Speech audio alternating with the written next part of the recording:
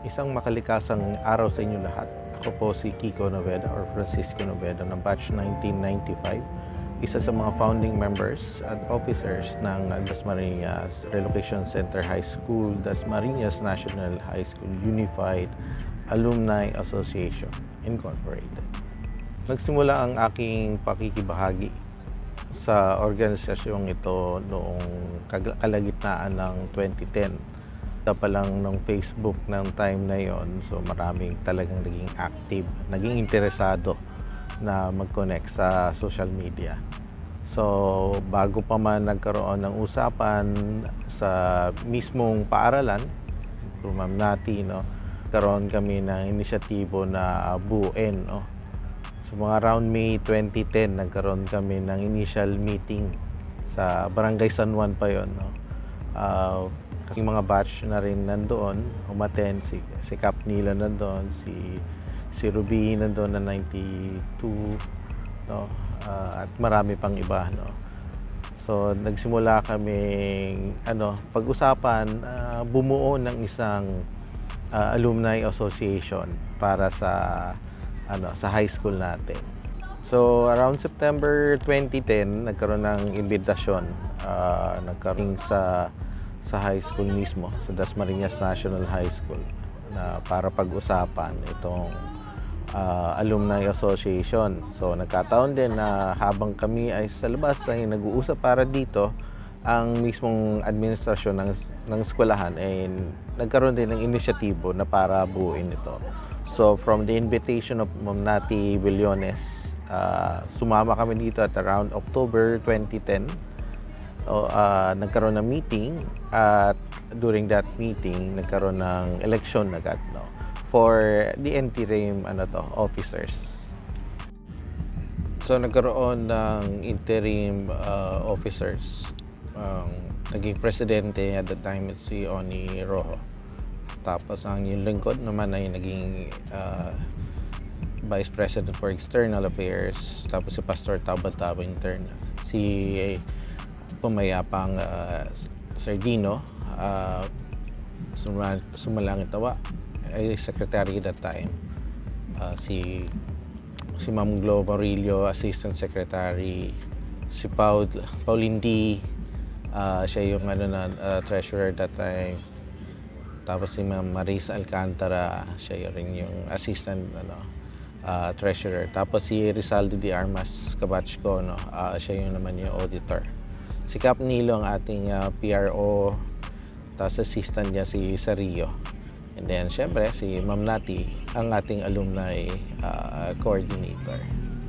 So officially talagang October 2010 ang foundation date ng organization, pero on the next succeeding year pa siya na-register sa SEC, so February 2011. And February 2011 is also the time where we had our outtaking of the interim officers, with Mayor Jenny Barsaga. So that year also the preparation of the first Grand Alumni Homecoming. So December 2011 was the first one. So it's one of the milestone of the Alumni Association. After ilang taon, yun na nagkaroon na talaga ng Grand Alumni Homecoming, and it's all because of the interim officers, at syempre with all the support of the mga initial batch na naging active, participating with the DUA activities. Succeeding year 2012, another set of election happened.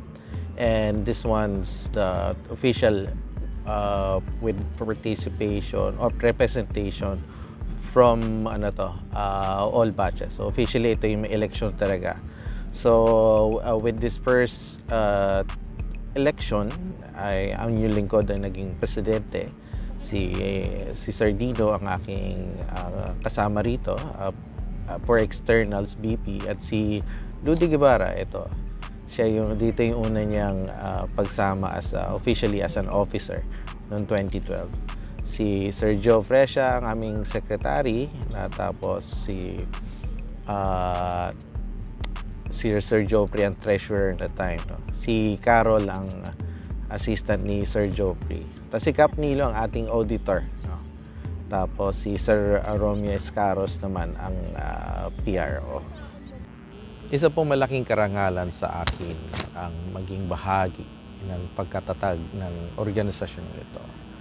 At pong nasaksihan kung paano po yumabong at lalo pong umunlad ang organisasyon na ito sa itong mga nakalipas na mga taon. Kahit na marami po tayong mga naging challenges sa pagpapatakbo ng organisasyon, nanatili pa rin pong matatag ang mga taong nagpa-participate para ipatuloy ang adhikain ng ating alumni association. So, sana po sa hirap at ginhawa, sa pagtag-ulan na tag-araw, o sa mga malulungkot na masasayang pagkakataon, sana'y manatili po ang lahat na sumuporta sa organisasyon. Sa mga dating naging officers at sa mga batch na patuloy pa rin nakikibahagi sa mga gawain ng organization. Maraming salamat po. Naway po hindi kayo magsawa at patuloy po pa rin kayong sumuporta. So, sa inyo po lahat, isa pong magandang araw at naway yumabong palalo ang ating organisasyon. Mabuhay po kayo.